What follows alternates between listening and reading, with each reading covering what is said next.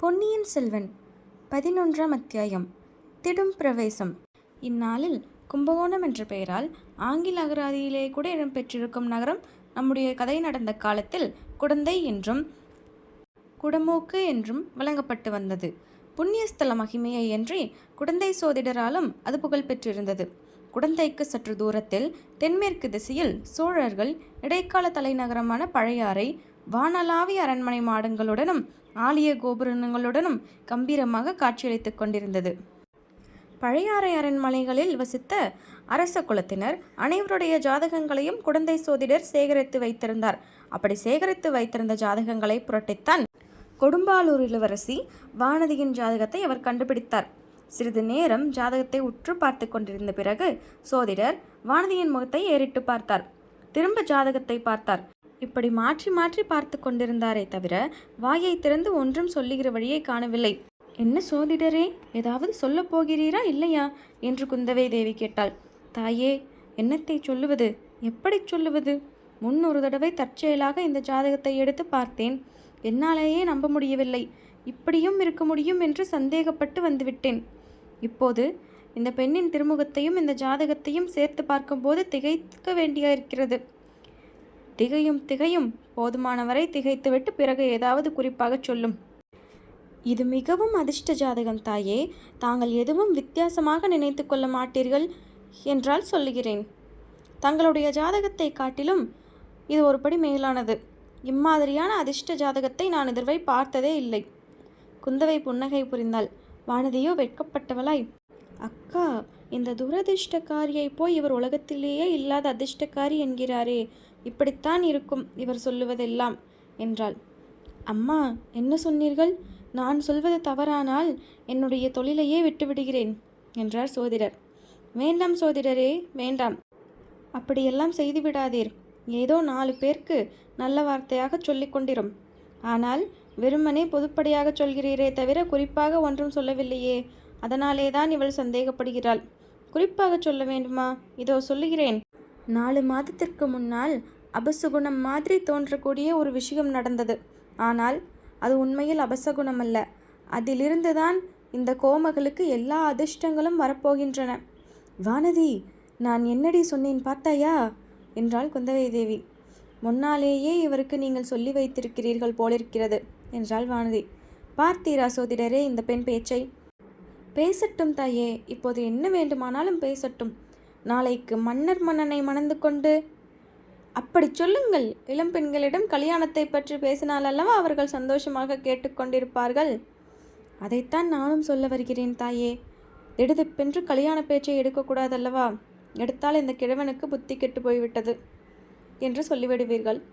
இவளுக்கு புருஷன் எங்கிருந்து வருவான்? எப்போது வருவான்? அவனுக்கு என்ன அடையாளம்? ஜாதகத்திலிருந்து இதையெல்லாம் சொல்ல முடியுமா சோதிடரே? ஆஹா, சொல்ல முடியாமல் என்ன, நன்றாய் சொல்லலாம் என்று கூறிவிட்டு சோதிடர் ஜாதகத்தை மறுபடியும் கவனித்து பார்த்தார்.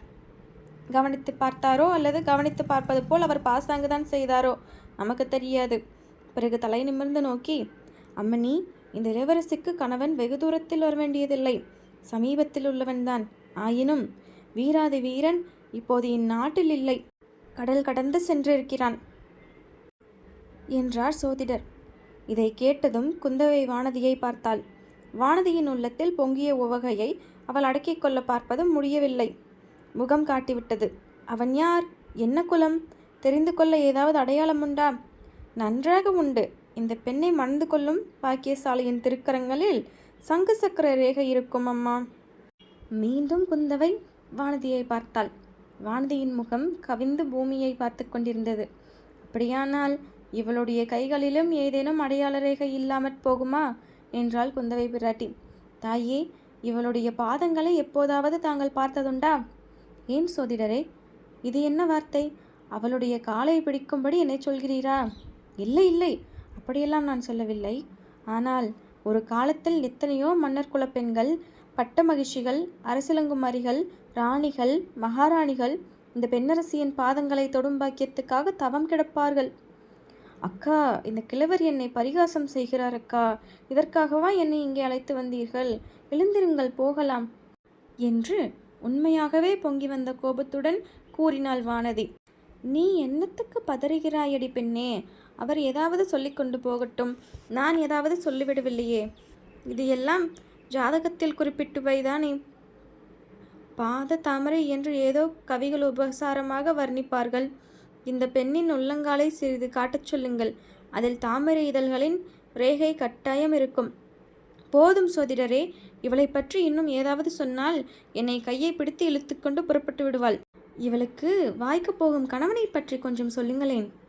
ஆஹா, சொல்கிறேன். இவளை கைப்பிடிக்கும் பாக்கியவான் வீராதி வீரனாயிருப்பான். 100 போர்க்களங்களில் முன்னிலையில் நின்று வாகைமலை சூடுவான். மன்னாதி மன்னனாயிருப்பான். 1000 அரசர்களை போற்ற சக்கரவர்த்தியின் சிம்மாசனத்தில் பன்னெடுங்காலம் வீற்றிருப்பான். நீர் சொல்வதை நான் நம்பவில்லை. அது எப்படி நடக்க முடியும் என்று கேட்ட குந்தவை தேவியின் முகத்திலே ஆர்வமும் மகிழ்ச்சியும் ஐயமும் கவலையும் கலந்து தாண்டவமாடின. இவர் எதையோ நினைத்து கொண்டு பேசுகிறார். இப்படி சொன்னால் தங்களுக்கு சந்தோஷமாய் இருக்கும் என்று கூறுகிறார் என்றாள் வானதி. இன்று நீங்கள் நம்பாவிட்டால் பாதகமில்லை. ஒரு காலத்தில் நம்புவீர்கள். அப்போது இந்த ஏழை சோதிடனை மறந்து விடாதீர்கள். அக்கா, நாம் போகலாமா என்று மறுபடியும் கேட்டாள் வானதி. அவளுடைய கரிய விழிகளில் ஓரங்களில் 2 கண்ணீர் துளிகள் எட்டி பார்த்து கொண்டிருந்தன. இன்னும் ஒரே ஒரு விஷயம் சொல்லிவிடுகிறேன். அதை கேட்டுவிட்டு புறப்படுங்கள். இந்த இளவரசியை மணந்து கொள்ளப் போகும் வீரனுக்கு பற்பல அபாயங்களும் கண்டங்களும் ஏற்படும். பகைவர்கள் பலருண்டு. ஐயோ! ஆனால் அவ்வளவு அபாயங்களும் கண்டங்களும் முடிவில் பறந்து போகும். பகைவர்கள் படுநாசம் அடைவார்கள். இந்த தேவியை அடையும் நாயகன் எல்லா தடைகளையும் மீறி மகோன்னத பதவியை அடைவான். தாயே, நான் வயதானவன். ஆகையால் உள்ளதை ஒளியாமல் விட்டுச் சொல்கிறேன். இந்த பெண்ணின் வயிற்றை நீங்கள் ஒரு நாள் பாருங்கள். அதில் ஆளிலையின் ரேகைகள் இல்லாவிட்டால் நான் இந்த சோதிட தொழிலையே விட்டுவிடுகிறேன். ஆளிலையின் ரேகையில் என்ன விசேஷம் சோதிடரே? ஆளிலையின் மேல் பள்ளிகொண்ட பெருமாள் யார் என்பது தெரியாதா? அந்த திருமாலின் அம்சத்துடன் இவள் வயிற்றில் ஒரு பிள்ளை பிறப்பான். இவளுடைய நாயகனுக்காவது பல இடைஞ்சல்கள், தடங்கல்கள், அபாயங்கள், கண்டங்கள் எல்லாம் உண்டு. ஆனால் இந்த பெண்ணின் வயிற்றில் அவதரிக்கப் போகும் குமாரனுக்கு தடங்கள் என்பதே கிடையாது. அவன் நினைத்ததெல்லாம் கைகூடும். எடுத்ததெல்லாம் நிறைவேறும். அவன் தொட்டதெல்லாம் பொன்னாகும். அவன் கால் வைத்த இடமெல்லாம் அவனுடைய ஆட்சிக்கு உள்ளாகும். அவன் கண்ணால் பார்த்த இடமெல்லாம் புலிக்கொடி பறக்கும். தாயே, இவளுடைய குமாரன் நடத்தி செல்லும் சைன்யங்கள் பொன்னி நதியின் புது வெள்ளத்தை போல் தங்கு தடையின்றி செல்லும். ஜெயலக்ஷ்மி அவனுக்கு கைகற்றி நின்று சேவகம் புரிவாள். அவன் பிறந்த நாட்டின் புகழ் மூவுலகமும் பரவும். அவன் பிறந்த குலத்தின் கீர்த்தி உலகமுள்ள அளவும் நின்று நிலவும். இவ்வாறு சோதிடர் சொல்லி வந்தபோது குந்தவை தேவி அவருடைய முகத்தையே பார்த்து கொண்டு அவர் கூறிய வார்த்தைகளை ஒன்று விடாமல் விழுங்குபவள் போல் கேட்டுக்கொண்டிருந்தாள். அக்கா என்ற தீனமான குரலை கேட்டு திடுக்கிட்டு திரும்பி பார்த்தாள். எனக்கு என்னமோ செய்கிறது என்று மேலும் தீனமாக கூறினாள் வானதி. திடீரென்று மயங்கி தரையில் சாய்ந்தாள். ஜோசியரே, சீக்கிரம் கொஞ்சம் தண்ணீர் கொண்டு வாருங்கள் என்று குந்தவை சொல்லிவிட்டு வானதியை தூக்கி மடியில் போட்டுக்கொண்டாள். சோதிடர் தண்ணீர் கொண்டு வந்தார். குந்தவை தண்ணீரை வாங்கி வானதியின் முகத்தில் தெளித்தாள். ஒன்றும் நேராது அம்மா, கவலைப்படாதீர்கள் என்றார் சோதிடர். ஒரு கவலையும் இல்லை. இவளுக்கு இது வழக்கம். இந்த மாதிரி இதுவரை 5-6 தடவை ஆகிவிட்டது. சற்று போனால் கண் விழித்து எழுந்திருப்பாள். எழுந்ததும் இது பூலோகமா கைலாசமா என்று கேட்பாள் என்றாள் குந்தவை. பிறகு சிறிய மெல்லிய குரலில், ஜோசியரே, முக்கியமாக ஒன்று கேட்பதற்காகவே உங்களிடம் வந்தேன். நாடு நகரங்களிலே சில காலங்களாக ஜனங்கள் ஏதேதோ பேசிக்கொள்கிறார்களாமே. வானத்தில் சில நாளாக வால் நட்சத்திரம் தோன்றுகிறதே. இதற்கெல்லாம் உண்மையில் ஏதேனும் பொருள் உண்டா? ராஜ்யத்திற்கு ஏதாவது ஆபத்துண்டா? மாறுதல், குழப்பம் ஏதேனும் ஏற்படுமா என்று இளையபிராட்டி கேட்டாள். அதை மட்டும் என்னை கேட்காதீர்கள் தாயே. தேசங்கள், ராஜ்யங்கள், ராஜாங்க நிகழ்ச்சிகள் இவற்றுக்கெல்லாம் ஜாதகமும் கிடையாது, ஜோசியமும் சொல்ல முடியாது. ஞானிகளும் ரிஷிகளும் மகான்களும் யோகிகளும் ஒருவேளை ஞான திருஷ்டியில் பார்த்து சொல்லலாம். இந்த ஏழைக்கு அந்த சக்தி கிடையாது. ராஜரீக காரியங்களில் நான் நட்சத்திரம், ஜாதகம், ஜோசியமெல்லாம் சக்தியற்று போய்விடுகின்றன. ஜோசியரே, மிக சாமர்த்தியமாக பேசுகிறீர். ராஜாங்கத்துக்கு ஜோசியம் பார்க்க வேண்டாம்.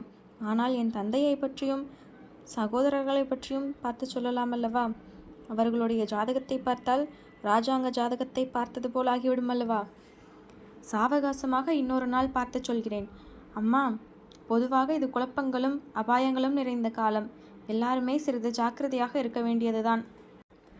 ஜோசியரே, என் தந்தை பழையாறையை விட்டு தஞ்சாவூருக்கு போனதிலிருந்து எனக்கு ஒரே கவலையாயிருக்கிறது. முன்னமே சொன்னேனே தாயே, மகாராஜாவுக்கு பெரிய கண்டம் இருக்கிறது. தங்கள் குடும்பத்துக்கும் பெரிய அபாயங்கள் இருக்கின்றன. துர்காதேவியின் அருள் மகிமையினால் எல்லாம் நிவர்த்தியாகும். அக்கா, நாம் எங்கே இருக்கிறோம் என்று வானதி தீனக்குரல் கேட்டது. குந்தவையின் மடியில் தலை வைத்து படுத்திருந்த வானதி கன்னிமைகளை வண்டியின் சிறகுகளைப் போல் கொட்டி மலர மலர விழித்தாள். கண்மணி, இன்னும் நாம் இந்த பூலோகத்திலேதான் இருக்கிறோம். சொர்க்கலோகத்திற்கு அழைத்து போக புஷ்பக விமானம் இன்னும் வந்து சேரவில்லை. எழுந்திரு, நம்முடைய குதிரை பூட்டிய ரதத்திலே ஏறிக்கொண்டு அரண்மனைக்கு போகலாம் என்றாள் குந்தவை. வானதி எழுந்து உட்கார்ந்து கொண்டு, நான் மயக்கம் போட்டு விழுந்து விட்டேனா என்றாள். மயக்கம் போடவில்லை, அக்காவின் மடியில் படுத்து கொஞ்சம் தூங்கி விட்டாய். தாலாட்டு கூட பாடினேன். உன் காதில் விழவில்லையா? கோபிக்காதீர்கள் அக்கா, என்னை அறியாமலேயே தலை கிறுகிறுத்து விட்டது. கிறுகிறுக்கும் கிறுகிறுக்கும். இந்த ஜோசியர் எனக்கு அப்படி ஜோசியம் சொல்லியிருந்தால் எனக்கு கூடத்தான் கிறுகிறுத்திருக்கும். அதனால் இல்லை அக்கா, அவர் சொன்னதையெல்லாம் நான் நம்பிவிட்டேனா? நீ நம்பினாயோ நம்பவில்லையோ, ஆனால் ஜோசியர் பயந்தே போய்விட்டார். உன்னை போன்ற பயங்கொல்லியை இனிமேல் எங்கும் அழைத்து போகக்கூடாது. நான் தான் சோதிடரிடம் வரவில்லை என்று அப்போதே சொன்னேனே. என் குற்றந்தான். எழுந்திரு, போகலாம். வாசல் வரையில் 4 அடி நடக்க முடியுமா? இல்லாவிட்டால் இடுப்பில் எடுத்து கொண்டு வைத்து போகட்டுமா? வேண்டாம், நன்றாய் நடக்க முடியும். சற்று பொறுங்கள் தாயே, தேவியின் பிரசாதம் தருகிறேன், வாங்கி கொண்டு போங்கள் என்று ஜோசியர் சொல்லிவிட்டு ஒரு ஓலைச்சுவடியை கட்டத் தொடங்கினார். ஜோசியரே, எனக்கு என்னவெல்லாமோ சொன்னீர்கள், அக்காவுக்கு ஒன்றுமே சொல்லவில்லையே என்று வானதி கூறினாள். அம்மா, இளைய பிராட்டிக்கு என்ன சொல்லியிருக்கிறேன்? புதிதாக என்ன சொல்ல வேண்டும்? அக்காவை மணந்து கொள்ள போகும் வீராதி வீரர் யார்? அசகாய சூரர் என்று குந்தவை குறுக்கிட்டு சொன்னாள். சந்தேகம் என்ன? மகா பராக்கிரமசாலியான ராஜகுமாரர். 32 சாமுத்திரிகா லட்சணமும் பொருந்தியவர். புத்தியில் பிரகஸ்பதி, வித்தையில் சரஸ்வதி, அழகிலே மன்மதன், ஆற்றலில் அர்ஜுனன். இளையபிராட்டிக்கு ஏற்ற அந்த சுகுமாரரான ராஜகுமாரர் எங்கிருந்து எப்போது வருவார்? வருகிறார் தாயே, வருகிறார். கட்டாயம் வரப்போகிறார். அதி சீக்கிரத்தில் வருவார். எப்படி வருவார்? குதிரை மேல் வருவாரா? யானை மேல் வருவாரா? கால்நடையாக வருவாரா? அல்லது நேரே ஆகாசத்திலிருந்து கூரையை பொத்து கொண்டு வருவாரா என்று குந்தவை கேலியாக கேட்டாள். அக்கா, குதிரையை காலடி சத்தம் கேட்கிறது என்று வானதி சிறிது பரபரப்புடன் சொன்னார். ஒருவருக்கும் கேளாது, உனக்கு மாத்திரம் அதிசயமாய் கேட்கும். வேடிக்கைக்கு சொல்லவில்லை, இதோ கேளுங்கள். உண்மையாகவே அப்போது வீதியில் குதிரையொன்று விரைந்து வரும் காலடி சத்தம் கேட்டது. குடந்தை பட்டணத்தில் வீதிகளில் குதிரை போகாமலா இருக்கும் என்றாள் குந்தவை. இல்லை, இங்கே வருகிறது மாதிரி தோன்றியது. உனக்கு ஏதாவது வித்தியாசமாக தோன்றும். எழுந்திரு, போகலாம். இச்சமயத்தில் அந்த வீட்டின் வாசலில் ஏதோ குழப்பமான சத்தம் கேட்டது. குரல் ஒலிகளும் கேட்டன. இதுதானே ஜோசியர் வீடு? ஆமாம். நீ யார்? ஜோசியர் இருக்கிறாரா? உள்ளே போகக்கூடாது. அப்படித்தான் போவேன். விடமாட்டேன். ஜோசியரை பார்க்க வேண்டும். அப்புறம் வா. அப்புறம் வர முடியாது, எனக்கு மிக அவசரம். அடே அடே, நில் நில். சட், விலகிப்போ. தடுத்தாயோ கொன்று விடுவேன்.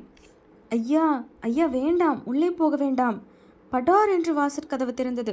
ஒரு வாலிபன் உள்ளே திடும்பிரவேசமாக வந்தான். அவனை பின்னாலிருந்து தோள்களை பிடித்து இழுக்க ஒருவன் முயன்று கொண்டிருந்தான். வாலிபன் திமிரிக்கொண்டு வாசற்படியை கடந்து உள்ளே வந்தான். வந்த வாலிபன் யார் என்று வாசகர்கள் உணர்ந்திருப்பீர்கள். நமது வீரன் வந்தியத்தேவன் தான். வீட்டுக்குள்ளே இருந்து 3 பேருடைய கண்களும் ஏக காலத்தில் அவ்வீரனை பார்த்தன. வந்தியத்தேவனும் உள்ளிருந்தவர்களை பார்த்தான். இல்லை, உள்ளே இருந்தவர்களில் ஒருவரைத்தான் பார்த்தான். அது கூட இல்லை, குந்தவை தேவியை அவன் முழுமையாக பார்க்கவில்லை. அவளுடைய பொன் முகத்தை மட்டுமே பார்த்தான். முகத்தையாவது முழுதாக பார்த்தானா என்றால் அதுவும் இல்லை. வியப்பினால் சிறிது விரிந்திருந்த அவளுடைய பவளச் செவ்வாயின் இதழ்களை பார்த்தான். கம்பீரமும் வியப்பும் குறும்புச் சிரிப்பும் ததும்பி இருந்த அவளுடைய அகன்ற கண்களை பார்த்தான். கன்னிமைகளையும் கரிய புருவங்களையும் பார்த்தான். தந்த வர்ண நெற்றியை பார்த்தான். குங்குமச் சிவப்பான குழிந்த கன்னங்களை பார்த்தான். சங்கையொத்த வழுவழுப்பான கழுத்தை பார்த்தான். இவ்வளவையும் ஒரே சமயத்தில் தனித்தனியாக பார்த்தான். தனித்தனியாகவே அவை அவன் மனத்தில் பதிந்தன. இதெல்லாம் சில வினாடி நேரம்தான். உடனே சட்டென்று திரும்பி சோதிடருடைய சீடனை நோக்கி, ஏனப்பா உள்ளே பெண் பிள்ளைகள் இருக்கிறார்கள் என்று நீ சொல்லக்கூடாது? சொல்லியிருந்தால் நான் இப்படி வந்திருப்பேனா என்று கேட்டுக்கொண்டே சீடனை மறுபக்கம் தள்ளிக்கொண்டு வாசற்படியை மீண்டும் கடந்தான். ஆயினும் வெளியில் போவதற்குள் இன்னும் ஒரு தடவை குந்தவை தேவியை திரும்பி பார்த்துவிட்டு போனான். அடே அப்பா, புயலடித்து ஓய்ந்தது போல் அல்லவா இருக்கிறது என்றாள் குந்தவை பிராட்டி. இன்னும் ஓய்ந்த பாடில்லை, அதோ கேளுங்கள் என்றார் கொடும்பாலூர் இளவரசி. வாசலில் இன்னும் வந்தியத்தேவனுக்கும் சோதிடரின் சீடனுக்கும் தர்க்கம் நடந்து கொண்டிருந்தது. ஜோசியரே, இவர் யார் என்றாள் குந்தவை. தெரியாது தாயே. யாரோ அரசலூர்காரர் மாதிரி இருக்கிறது. பெரிய முரட்டுப்பிள்ளை என்று தோன்றுகிறது. குந்தவை எதையோ நினைத்து கொண்டு கலகலவென்று சிரித்தாள். எதற்காக அக்கா சிரிக்கிறீர்கள்? எதற்காகவா? எனக்கு வரப்போகும் மணாளன் குதிரையில் வரப்போகிறானா, யானையில் வரப்போகிறானா, அல்லது கூரை வழியாக வந்து குதிக்கப் போகிறானா என்று பேசிக்கொண்டிருந்தாயே, அதை நினைத்து கொண்டு சிரித்தேன். வானதிக்கும் சிரிப்பு தாங்க முடியாமல் வந்தது. இருவருடைய சிரிப்பும் கலந்து அலை அலையாக எழுந்தது. வெளியில் எழுந்த சச்சரவு சத்தங்கள் கூட இந்த இரு மங்கையரின் சிரிப்பின் ஒளியில் அடங்கிவிட்டது. சோதிடர் மௌன சிந்தனையில் ஆழ்ந்தவராய் அரசகுமாரிகள் இருவருக்கும் குங்குமம் கொடுத்தார். பெற்றுக்கொண்டு இருவரும் எழுந்தனர். வீட்டுக்கு வெளியில் சென்றார். சோதிடரும் கூட வந்தார். வீட்டு வாசலில் சிறிது ஒதுங்கி நின்ற வந்தியத்தேவன் பெண்மணிகளை பார்த்ததும், மன்னிக்க வேண்டும், உள்ளே பெண்கள் இருக்கிறார்கள் என்று இந்த புத்திசாலி சொல்லவில்லை. ஆகையினால்தான் அப்படி அவசரமாக வந்துவிட்டேன் என்று உரத்த குரலில் சொன்னான். குந்தவை மலர்ந்த முகத்துடன் குறும்பும் கேலியும் மிடுக்கும் ததும்பிய கண்களில் வந்தியத்தேவனை ஒரு தடவை ஏறிட்டு பார்த்தாள். ஒரு வார்த்தையும் மறுமொழி சொல்லவில்லை. வாந்தியை ஒரு கையால் பிடித்து இழுத்துக்கொண்டு ரதம் நின்ற ஆலமரத்தடியை நோக்கிச் சென்றாள். குடந்தை நகரத்து பெண்களுக்கு மரியாதையே தெரியாது போலிருக்கிறது. ஏதடா ஒரு மனிதன் வழியே வந்து பேசுகிறானே என்பதற்காவது ஒரு வார்த்தை பதில் சொல்லக்கூடாதா என்று வந்தியத்தேவன் இறைந்து கூறியதா அவர்கள் காதில் விழுந்தது. ரதத்தில் குதிரையை பூட்டி சாரதியை ஆயத்தமாக நிறுத்தியிருந்தார்கள். இளவரசிகள் இருவரும் ரதத்தில் ஏறிக்கொண்டதும் ரதசாரதியும் முன்னால் ஏறிக்கொண்டான். ரதம் அரிசிலாற்றங்கரையை நோக்கி விரைந்து சென்றது. வந்தியத்தேவன் ரதம் மறையும் வரையில் பார்த்து கொண்டே நின்றான். வல்லவரையனின் பயணம் தொடரும். நன்றி.